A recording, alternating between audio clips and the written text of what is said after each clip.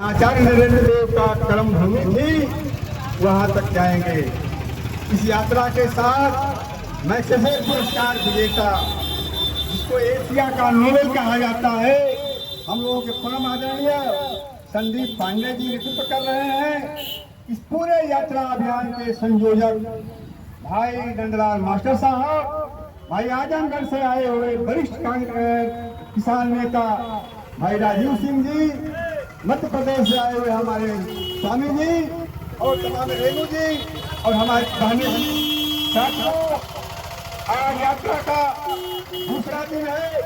हम लोगों ने करोड़ में विश्राम किया था और वहां से चल करके आज एक बंधु राजनारायण जी के गांव में हम लोग विश्राम करेंगे और कल काशी विश्वविद्यालय में इसका समापन करेंगे।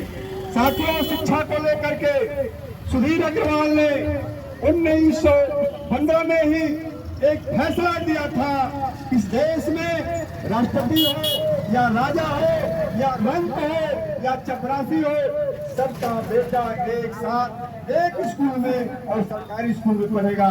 लेकिन सरकार ने उस फैसले को लागू नहीं किया। अब आप जानते हैं कि नीट को लेकर के सोनम वांगचुक जो लद्दाख के रहने वाले हैं, वो आमरण अनशन पर है। आज 15वां दिन है, लेकिन ये सरकार के कामों पर ध्यान नहीं दे रही। ये सरकार केवल हिंदू मुस्लिम करने में लगी हुई है।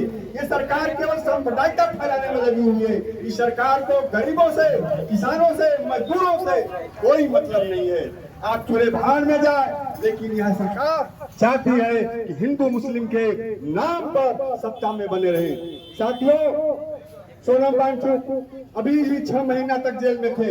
उन्होंने लद्दाख में आंदोलन किया था।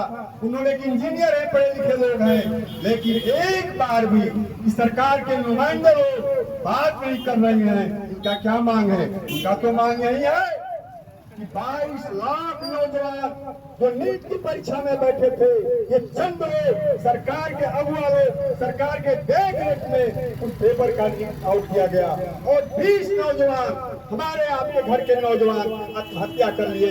लेकिन सरकार के नजरों में ये शर्म नहीं है कि हमारे नौजवान इस देश के आत्महत्या कर रहे हैं। उसको लेकर के दिल्ली में एक जंतर मंतर धरना कर रहे हैं। हमारे आपके बच्चे आई सबके लेकर के वहाँ पर हमारे संदीप पांडे जी गए थे सोनम जी का हालचाल पूछने के लिए, और ये पूरे आंदोलन सोनम जी का समर्थन करता है। और हम मांग करते हैं कि सोनम जी के आंदोलन के साथ अगर सहानुभूतिपूर्वक अब बातचीत नहीं करते हैं तो ये चिंगारी इस देश में नौजवानों को लेकर और भड़केगा।